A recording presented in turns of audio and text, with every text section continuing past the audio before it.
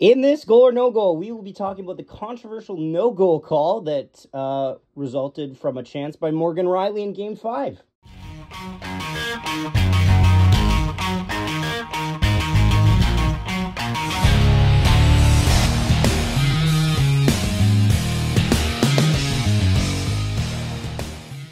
Good morning, afternoon, and evening, ladies and gentlemen. My name is Zachary Nolan. Nolan is here getting ready to edit this video together. What's up?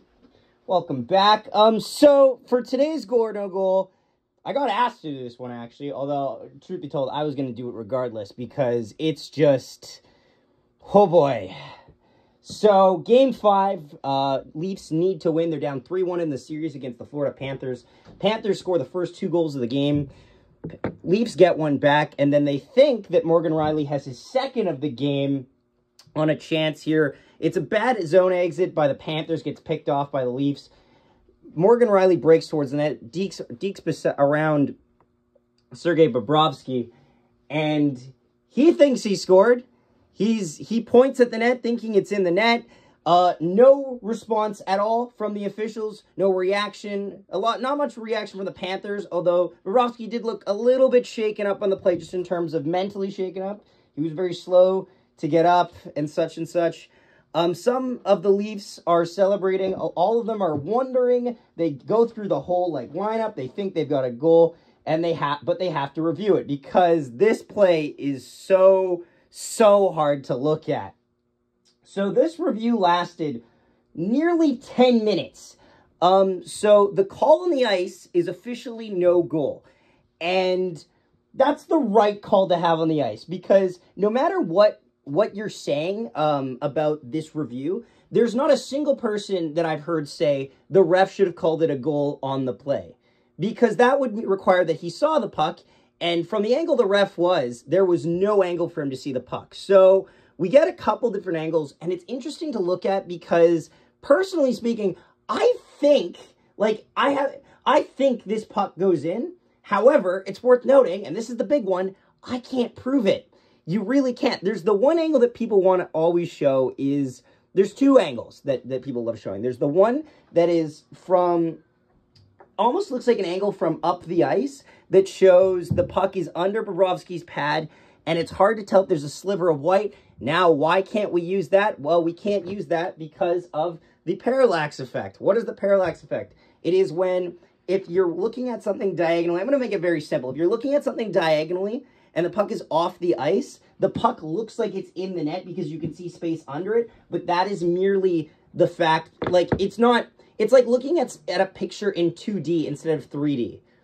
And so we'll show the 2 photos here of an example from inside the broadcast where they show a parallax effect where the puck looks like a clear in the net, but when you zoom in, the puck is still touching the line. This is what the Leafs are working against. The only camera angles that justify that this is a Leafs goal are angles that can be affected by the parallax effect. Meaning, they're really not high credibility angles, which is unfortunate because it's tough to say because, I don't know if this puck gets raised off the ice, meaning it would technically be okay, but it's hard to tell because it does go under Bobrovsky. There is daylight for it to be under a pad of Bobrovsky. Now, the second angle they show, which is more important, is the puck being scooped out by the defender on the Panthers after it looks like it's seemingly in the net. And why we can't use that one is because it is obviously, it is past the point of the play continuing. The play is done at this point. If you look closely, they sometimes edit this together badly, but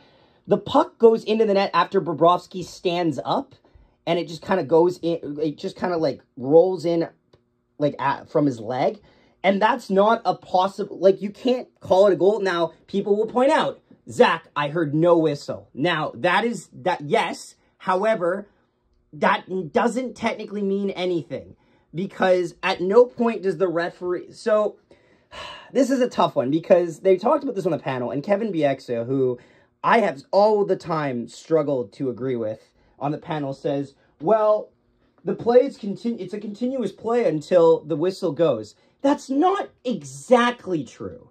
It's not exactly true. And don't get me wrong, I'm not surprised that Kevin Bieksa is arguing this. His most famous goal was from everyone thinking the play was dead. So he has full merits to be inclined to that opinion.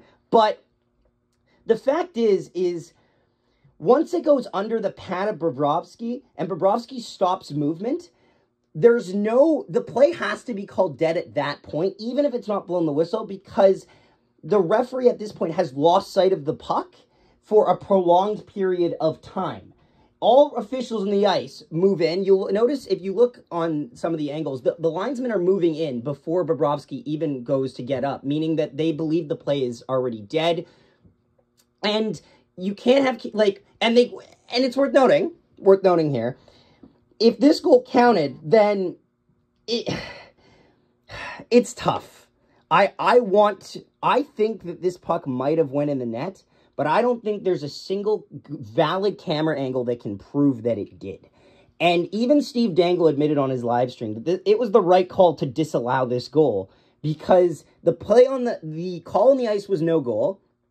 And the only time that we can 100% say that it goes in the net is after Bobrovsky stands up from the play being over.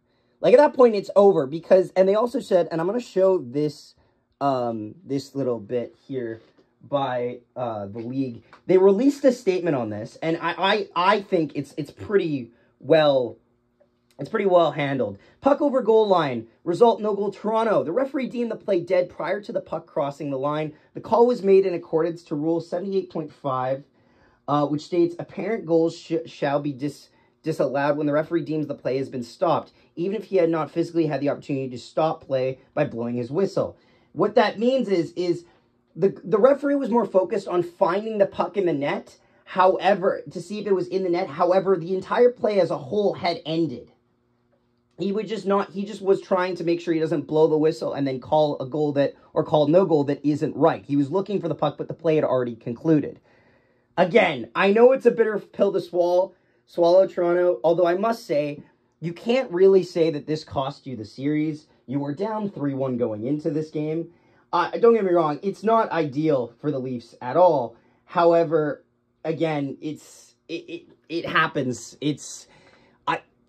It has to be no goal, because you can't prove it in any of the angles.